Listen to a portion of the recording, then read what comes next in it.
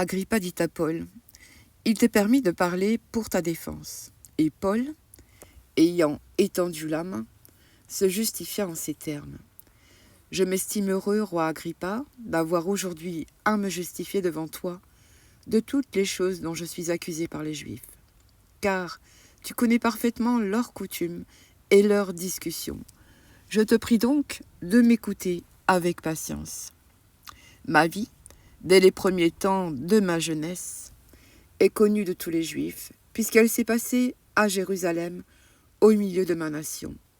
Ils savent depuis longtemps, s'ils veulent le déclarer, que j'ai vécu en pharisien selon la secte la plus rigide de notre religion. Et maintenant, je suis mise en jugement parce que j'espère l'accomplissement de la promesse que Dieu a faite à nos pères et à laquelle aspirent nos 12 tribus qui servent Dieu continuellement, nuit et jour. C'est pour cette espérance, ô roi, que je suis accusé par les Juifs. Quoi ? Vous semble-t-il incroyable que Dieu ressuscite les morts ? Pour moi, j'avais cru devoir agir vigoureusement contre le nom de Jésus de Nazareth. C'est ce que j'ai fait à Jérusalem. J'ai jeté en prison plusieurs des saints, ayant reçu ce pouvoir des principaux sacrificateurs.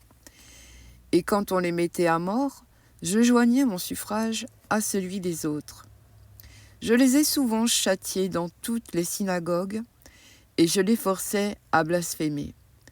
Dans mes excès de fureur contre eux, je les persécutais même, jusque dans les villes étrangères. C'est dans ce but que je me rendis à Damas, avec l'autorisation et la permission des principaux sacrificateurs.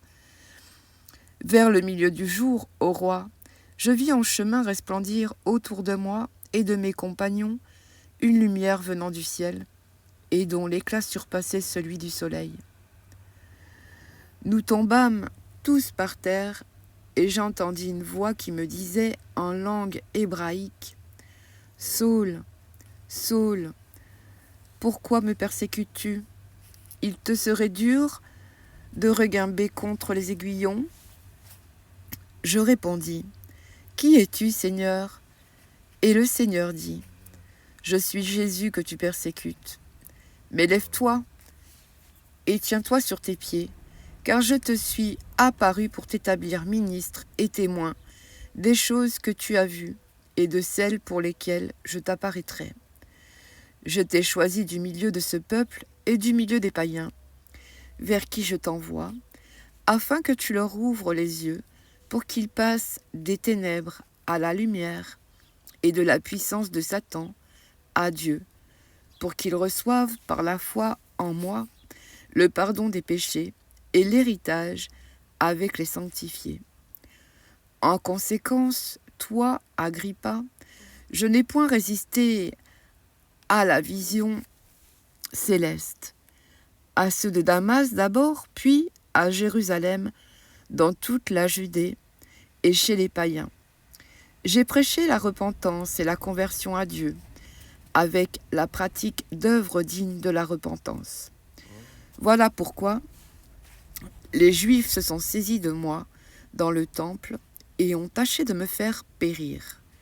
Mais grâce au secours de Dieu, j'ai subsisté jusqu'à ce jour, rendant témoignage devant les petits et les grands, sans m'écarter en rien de ce que les prophètes et Moïse ont déclaré devoir arriver, savoir que le Christ souffrirait et que ressuscité le premier d'entre les morts, il annoncerait la lumière au peuple et aux nations. » Comme il parlait ainsi pour sa justification, Festus dit à haute voix, « Tu es fou, Paul, ton grand savoir te fait déraisonner. » « Je ne suis point fou, très excellent Festus, répliqua Paul.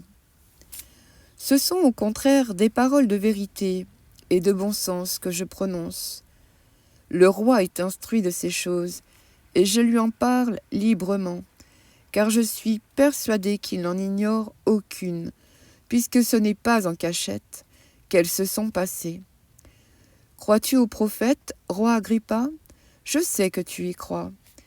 Et Agrippa dit à Paul, « Tu vas bientôt me persuader de devenir chrétien.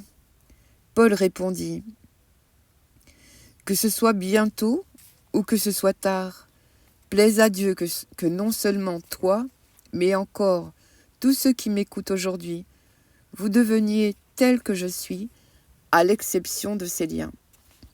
Le roi, le gouverneur, Bérénice et tous ceux qui étaient assis avec eux se levèrent et, en se retirant, ils se disaient les uns aux autres, « Cet homme n'a rien fait qui mérite la mort ou la prison. » Et Agrippa dit à Festus, « Cet homme aurait pu être relâché s'il n'en avait pas appelé à César. »